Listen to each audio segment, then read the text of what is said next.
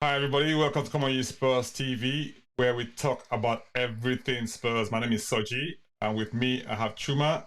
Chuma will join us on the other side, where we'll do a preview of the first home game in Ange's reign. We call it the Manor Solomon Derby, is what we're going to call it. But I mean, we'll see why that's the case in a few minutes. In the meantime, come on, you Spurs.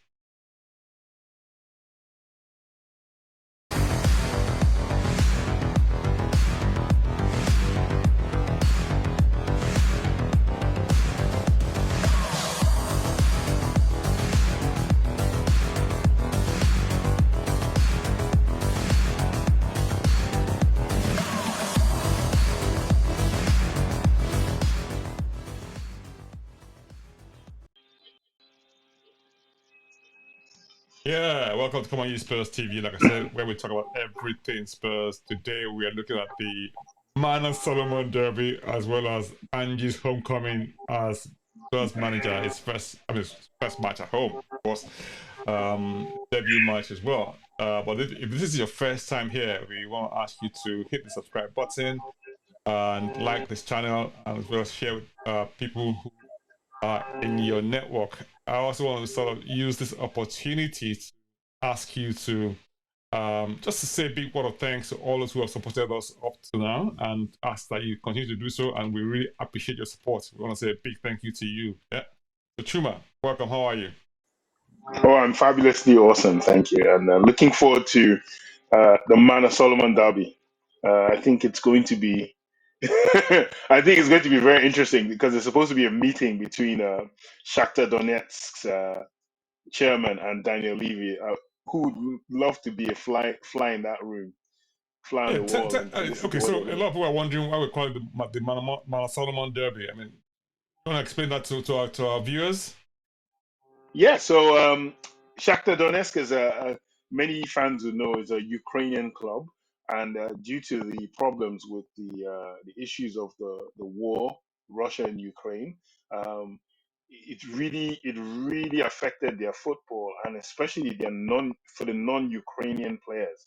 So a lot of them were sent on loan to other clubs, and some of them were outright sold as well. So Manor Solomon was one of the players affected, and he went on loan last season to Fulham, and he played for Fulham for the season. And but FIFA had a ruling whereby non-Ukrainian players were able to more or less suspend or cancel their contracts. And once that ruling came into play, Mano Solomon effectively became uh, a free agent. And Tottenham Hotspur took advantage of that situation and that ruling to legally sign Mano Solomon as a free agent. Although Shakhtar Donetsk are quite unhappy at this development because Mano Solomon is someone they got young. He's someone who is an up and coming player, as we've seen from preseason. He's a fantastic prospect. And for him to go away on a free, it's not been really good. And then, we also consider that this friendly was seen as a sort of way to um, pacify Shakhtar Donetsk, even though it's all going to a Ukrainian cause anyway as well. So that's why it is. He's playing for his new club against his old club that really isn't his old club because he was never sold. So it's kind of like you just put him in a catch-22 spot.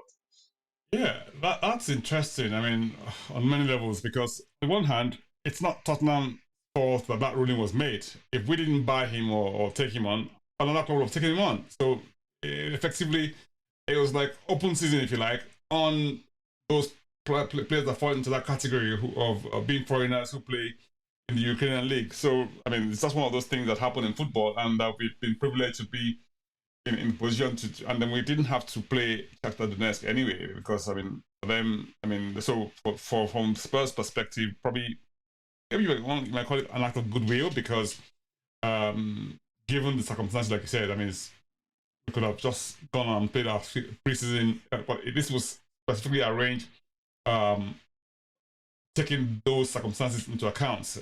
It's what the word is, from the grapevine, if you like, and I think it's a fair way to deal with the situation in the light of how things have gone. What do you reckon? No, I think it is, and like you said, Spurs. When I say the word take advantage of the ruling, but not take advantage of Shakhtar Donetsk because you're not trying to do anything improper. But what's so interesting is, the chairman of the club coming out like, we didn't even know that Tottenham were interested in Manor Solomon until the president of Shakhtar Donetsk let slip weeks and weeks ago that if Tottenham Hotspur sign our player, we're going to go to court. We're like, all of a sudden, that's when we realized that Manor Solomon was on Spurs' radar. No one had any idea. No one had ever picked him as someone who would be on our transfer wish list. All of a sudden, here we are confronted with the fact that Manor Solomon is available on a free. And for those people who've watched him, you realize this guy is a very, very good player. And all he needs is to be in a proper club or to be in some proper clubs, and he could really shine. And Spurs looked at him, and so at that point we knew that, and then we looked at it, and for some of Daniel Levy's detractors, they're like, oh my god, he's on a free. Daniel Levy's favorite transfer price tag. So therein lies the thing. That's how Manor Solomon came to be at Tottenham, and he's going to be facing his side hopefully on Sunday.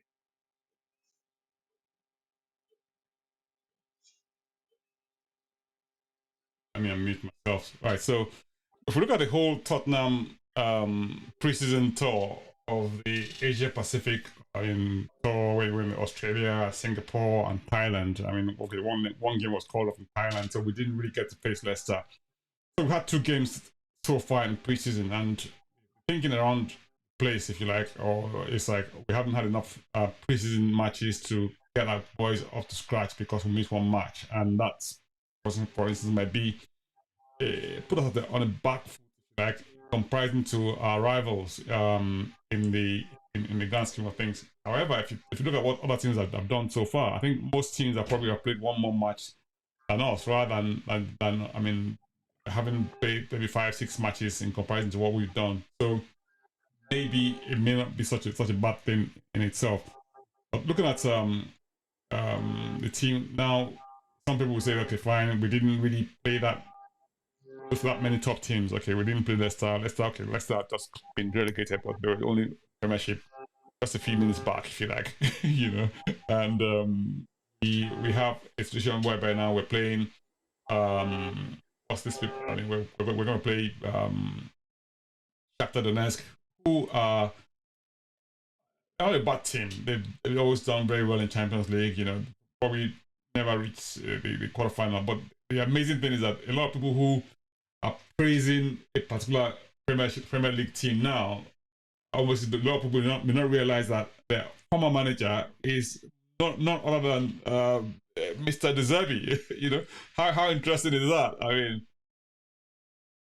Chuma, I mean, Yeah, Shakhtar Donetsk they have I think they have a knack of picking very, very, very, very good managers and also finding very good players. They are very active in the South American market, especially Brazilian players. A lot of Brazilians have played for Shakhtar Donetsk to very, very for very, very good results for them.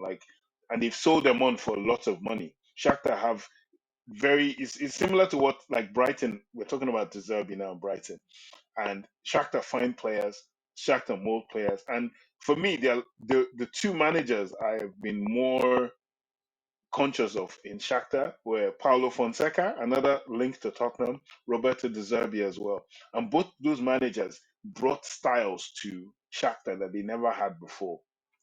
In between them, they've had other. I think in between Paulo Fonseca and Roberto De Zerbi, there was another manager in between. I think a Portuguese manager as well. And then now you have their new manager is a Dutch guy. I think it's Patrick Van Loo. I think he is Dutch manager. He used to manage Maccabi Haifa. That's where I know him from. Maccabi Haifa in Israel, and and so they've had good styles. Roberto De Zerbi brought the same kind of rule that enabled Tottenham get Manor Solomon. Ironically, it's the same kind of rule that got De Zerbi to leave them because the war had started and he was in limbo. A lot of them were in limbo. A lot of the managers that were foreigners were in limbo. So in the end, they had no choice but to end his contract, and then he became a free agent. And Brighton snapped him up at that time because they just lost Graham Potter to Chelsea. And what a move that was for Brighton! It's changed their trajectory as a club so much in that sort. So Shakhtar are a decent side. I mean, if it comes down to Spurs fans saying we haven't played that many matches, what we haven't played is many competitive preseason matches. And you have one school of thought that says, well, preseason is all about fitness. It's not about, turning the. But there's another school of thought where some people are looking, going, but hold on. These guys who are playing the American series, they've played Newcastle, they played Arsenal, they played Chelsea, it's bigger. But in essence, you're trying to get your team to gel and to play. And Spurs have played matches. I wish the Leicester match had gone through. That was the one match I felt we could have postponed that match, and I would have preferred to have played Leicester City than to have played the Singaporean sailor team. I would have preferred that. However, the aim was for our players to get fit, which I think they've done, and to get some matches where they've actually played and then try to get the methods to work, and they've done that as well.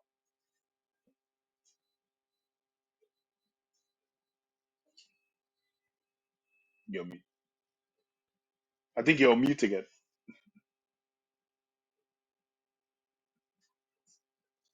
Sorry, technology is letting me down. I was saying I need to mute myself. I need to mute myself. Yes. So yeah, that's technology for you. But I mean, having said that, look, we are where we are. First match at home. Obviously, a chance for people to see Ange's tactics, live. And of course we have a match after that against Barcelona away at the temporary playing field. We'll come to that shortly. But for us, it's again giving people a run out in terms of. I think people will start to think whoever we have now, is probably giving Angie a chance to look more closely at those who are more likely to start the first game against Brentford.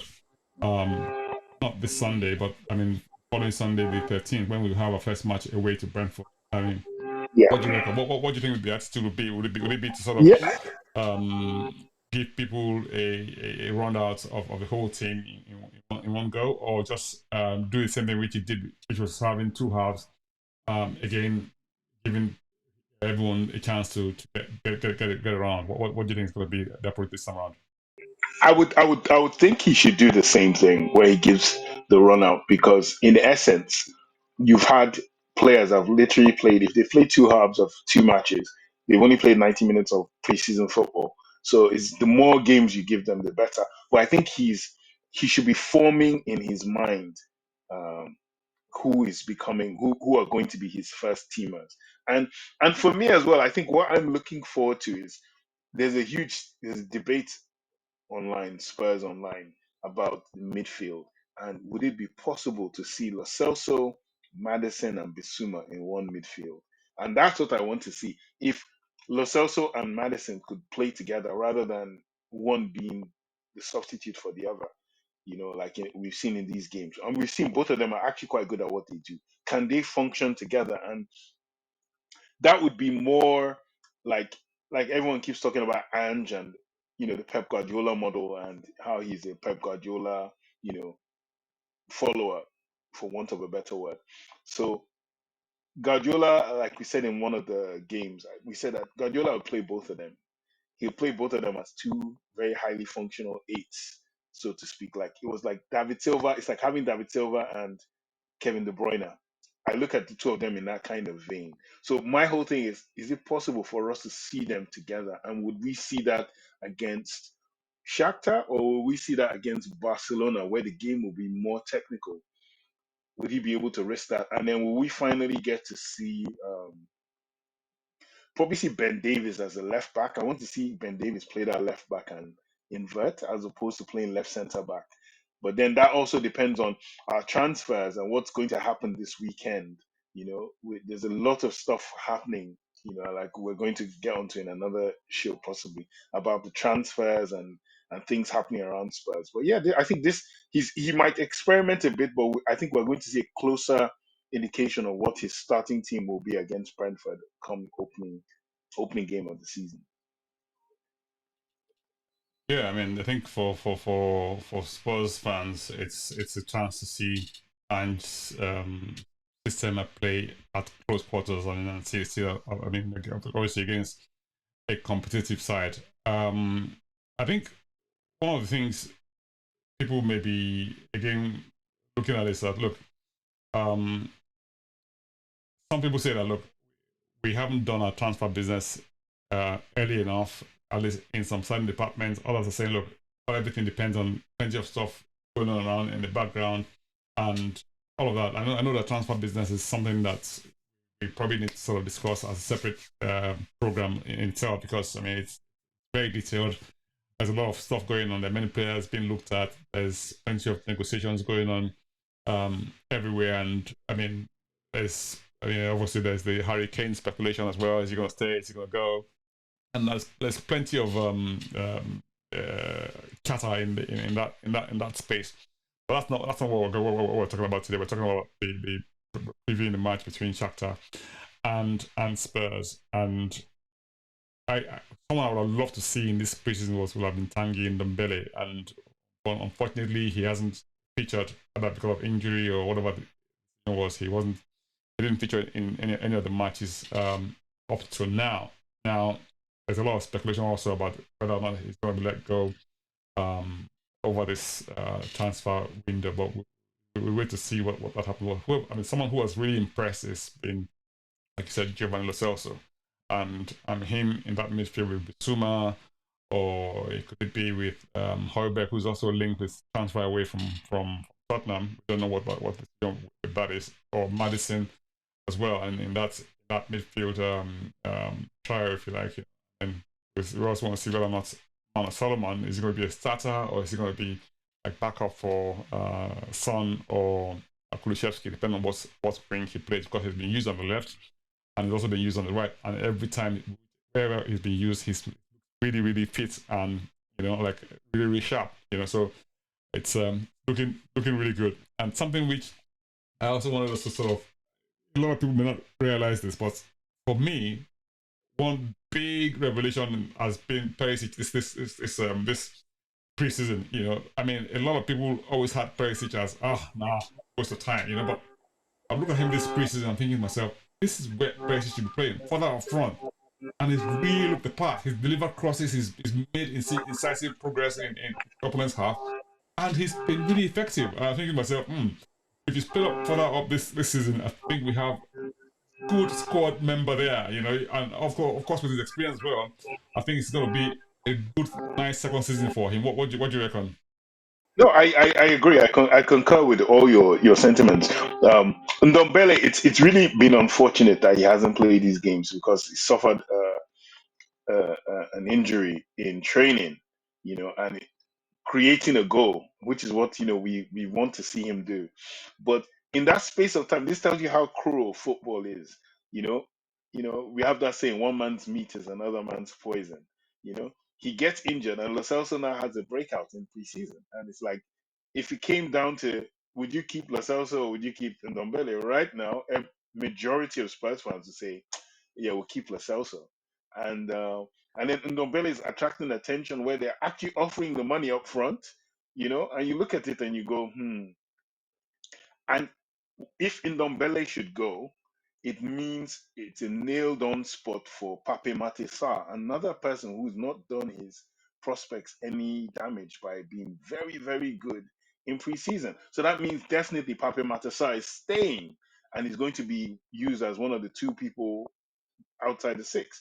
So there are lots of permutations that could really happen in terms of that. But then in terms of the team itself and Perisic, I mean, like we were saying it from last year that Perisic is so good going forward, but defensively he's a shambles, and it's not really his role. And even when he played in Italy as a wing back, they had better defenses. If you have a better defense or better shielding midfield, Perisic as a wing back isn't a problem. But I'm one of those people that I'm like, what position does this player play for his national team and where he's thriving? And he plays as a left winger. So it's a no brainer that he should, and he's shown it in the preseason that he's miles ahead. And then once again, like I said, one man's meat being another man's poison, or one man's poison being another man's meat. Brian Hill had just also been injured through preseason, and Brian Hill has now undergone groin surgery that's going to keep him out for 2 months. This was also supposed to be Brian Hill's preseason, where he could have tried to negotiate a place under Ange Postecoglou. Now Tottenham are short another winger, so we have Manor Solomon, and now we have Perisic. So that's going to be two substitutes for two wing positions. So in that case, I don't see any merit in selling Ivan Perisic unless the club wants to sell him to try and like keep the wages. I don't see any reason in letting him go, because since Brian Hill's gone, we have no other wingers other than Manor Solomon as substitute unless we play certain forward players as wide players, which has never really worked in my book. So it would be good to see Perisic stay. I'm one advocating for Perisic staying. I think he puts in excellent crosses. His experience, he's very good in combinations. If you watched him, that left side, him, Lo Celso, Reguilon, they were so good. And I thought Reguilon was poor, but him and Lo Celso elevated Reguilon, in my opinion. They knew how to set him free, how to combine with him. So I think, yeah, Perisic would be invaluable, in my opinion, if he stayed. Yeah, you took the word right out of my mouth, because I mean you've been the tactics man. I was going to say to you that look, one of the things we've seen this preseason has been the what you might call the elevation of Ange's tactics to the team in terms of how he demonstrates that attacking verve that the teams have, and it's almost like beginning to sort of put his DNA on how Spurs play. You actually see Spurs up the pitch, strangling the opposition, not giving them any space to have a turnover, and every turnover is sort of nipped in the bud very, very quickly. It's almost like stronger flies when it comes to sort of attacking the other side, and how they sort of set up the match. Now again, it's against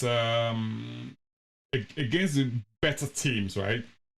The thinking is that it can be dangerous if you find a really good team who are able to sort of break free of that stranglehold, and it just sort of leaves you back, leaves you open at the back, where it then becomes a question of pace of your defenders in terms of being able to sort of cut that sort of thing out in case it happens. Because you have plenty of space behind you running in that space behind you, it can create potential challenges. But I think Ange is wise enough to know that, look, of course, we all know that, so, I mean, which then brings in the question of, are we going to get players like the Tapsobas of this world, who supposedly very full of, has plenty of pace, and also Van de Ven. Which of those two are we getting? Are we getting both?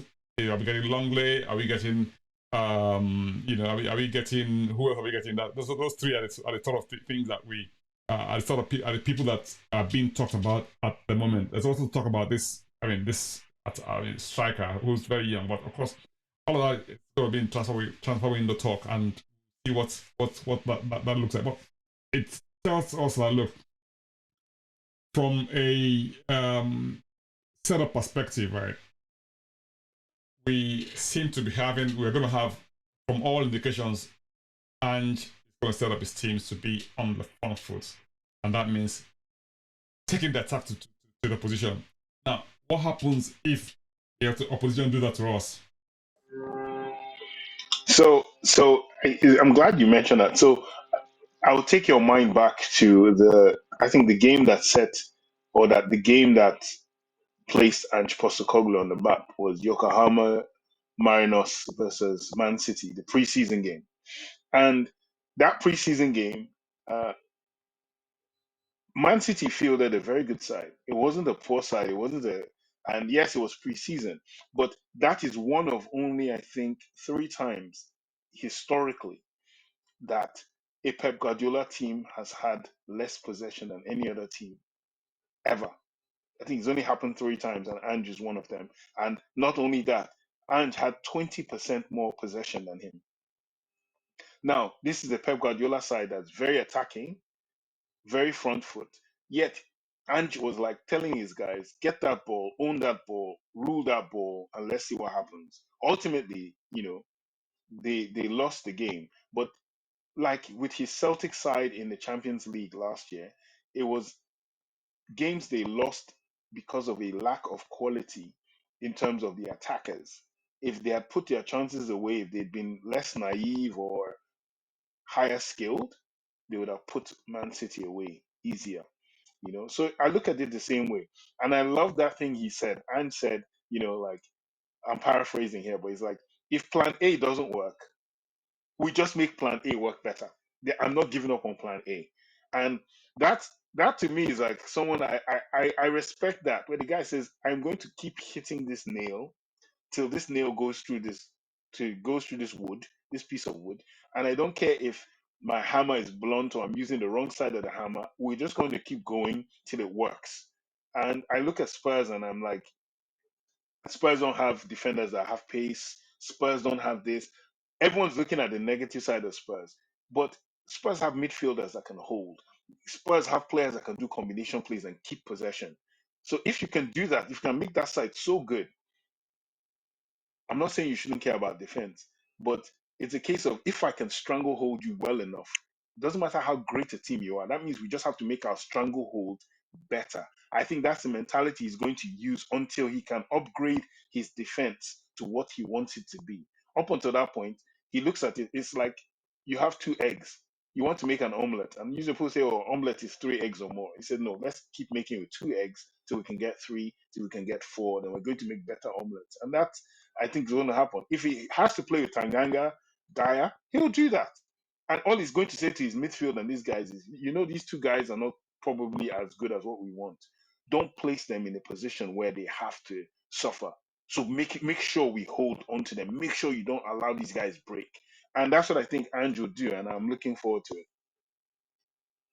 Yeah, I had this little discussion off air before we came on air about how we were going to set up this season, and the fact that a lot of people, I think one particular analyst you found on Twitter was saying that people should look out for Spurs this season, in terms of their ability not only to challenge for top four, but also actually for the title. And you had a lot of people come out and say, but people just say, look, and they gave good reason for that.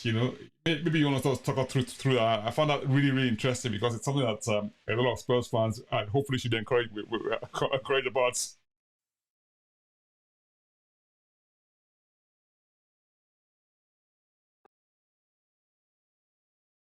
What happened? I think what's going on here? So what's going on? I can't hear you.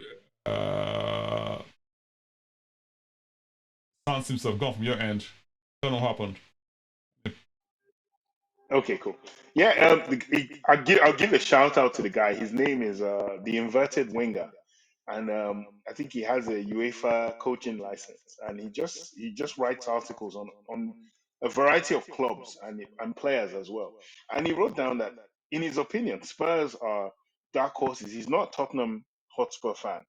That Spurs are dark horses because he's seen the kind of football. In his opinion, he says Spurs, regardless of who's playing our front three is lethal. So if it's Harry Kane, Heung-min Son, Kulusevski, lethal.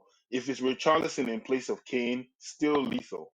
And then the deputies in terms of Perisic and Manor Solomon. He was talking about basically how midfield Spurs have a midfield to compete with anyone in the league. He only sees Man City, Arsenal, and maybe Manchester United as more superior in terms of midfield experience and players. But he goes Spurs' combination is crazy. If you look at Spurs having Bissouma, um, Lo Celso, Madison, and then you have Bentancur, whose recovery rate is now so high that everyone thinks it's 2 months or a month and a half he's going to be back in.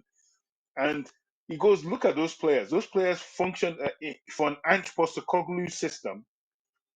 Those players will function so highly because it's all about ball circulation, movement, and getting to the wings and cutting back for your strikers. And if you can also create through balls through the middle, he goes, and he's particularly effusive in praise for Madison. He's going, in his opinion, he thinks that Madison is the closest thing to Kevin De Bruyne. It's just that he played for Leicester. He goes, Madison gives Yeah, I you was 10 thinking you're going goals to and say 10 sliced bread, but there you go. yeah, no, he says he's like, Madison gives you 10 goals, 10 assists. And that's playing for Leicester. And in his opinion, with no disrespect to Leicester, he has better outlets in this club. And he wrote something about how Ange Postecoglou can use Maddison if Kane stays and if Kane goes. So if Kane goes and is Richarlison, he could use him as the creative through ball player, take long range shots. He says, but if Kane stays, Ange is not going to stop Kane from being a creative player. What's going to happen is it's going to be the Dele Ali combination where Maddison goes forward, Kane comes backwards, and then you still got Son coming from the side. And the way he made it sound, I was like, wow, he goes exactly the same thing. He goes the same things. He said, and Postecoglou has more or less gotten what Pochettino took 1 or 2 years to discover or to be able to get. He says, and Postecoglou already knows how that works. And he's not going to stop Kane from being creative, which was always the thing people said that, oh, Kane's too slow. Kane can't really run. He needs his striker. He said, no, Kane can do that. But now, rather than doing that, he gets Maddison to be in front of him if he drops deep, or if Maddison wants to play him in, or if they want to cross it in for him to score headers, he can score. Now, if you switch Richarlison into that, Richarlison now becomes that troublesome striker that pesters the defense and is playing off the shoulder, and you have players that can feed him. And he says Postecoglou always has to have one winger who cuts in to score, another winger who cuts in to create. He says if you now play Son as the winger that cuts in to score, brilliant. If you now have Kulusevski, he's a creative winger. So he's not coming in to score, he's coming in to create. He goes, it balances out very well. He says the only problem Spurs have, in his opinion, wasn't even the central defenders. He says it's the fullbacks. Because in essence, Spurs have wing backs we're converting to fullbacks. So he doesn't know how that will work. But in his opinion, what he's seen so far in preseason, he thinks Destiny can play that part, and Poro can play something, and Emerson can play. So in his opinion, he says dark horses. He's not saying Spurs will win the league. He says, but you're dark horses for the title because nobody is looking at you. Nobody's thinking you people will gel as quickly as you have. But that Ange Postecoglou is a top mind, in his opinion, coaching wise. And with his experience coaching inferior players in a technical way, coming to Spurs, he has better players to work with, and they will get better as time goes on, and he will get to buy players to fit. Van der Van now becomes probably, as soon as that deal goes through, he's an Ange recommendation. And that's a player where he can have two central defender, one who brings the ball out and is really good in Romero, and the other who is pacey and very good at recovery. I don't think Tapsoba. I think the Tapsoba thing is. I'll be very surprised if that goes through right now. That's my opinion. I think Tapsoba is. I think it's Van der Ven more because some will say he's cheaper, but I think that deal was already further along. And then it's an Ange recommendation. Ange wanted him at Celtic as well. Then there's a name that's popped up as well. I know we'll do a transfer thing later. There's a Dutch defender by the name of Per Schurz. I'm not sure if I'm pronouncing his name right. Per Schurz. He played at Ajax a couple of seasons, and he was quite underrated at Ajax. Ajax didn't really know what to do with him. He's a tall guy. He's about 6'3", 6'4". And then he moved to Torino in Italy, and he has become a revelation in Torino.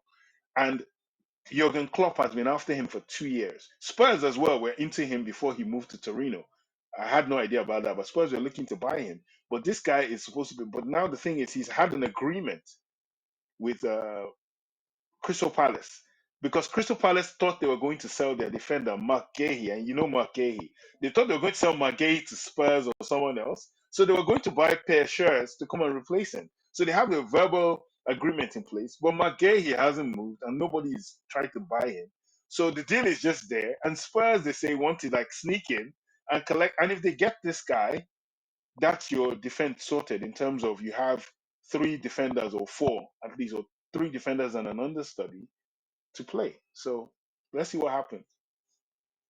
Very worth thinking we're going to talk about the transfer window, and then we've done a few full transfer analysis already. But hey, I know. But listen, guys, truth of the matter is that Spurs have plenty of options this season in terms of transfer window, in terms of options for making changes or even keeping what we've got. That's what I like about this team so far. I mean, it's almost like I think with the new manager and the way he plays, it's like almost as if you got a new signing. You know, we've got a few new signings in Manor Solomon, in some of the people who've come back on loan. I mean, you know, the Lo Celsos of this world, you know, who've shown amazing, you know, talents in the preseason. And can look at yourself. Look, we've got a gem in here. We can develop him, and then you also have guys who've been like stalwarts, if you like, who done a great job over the last few seasons. But for whatever reason, because of maybe the system Conte played,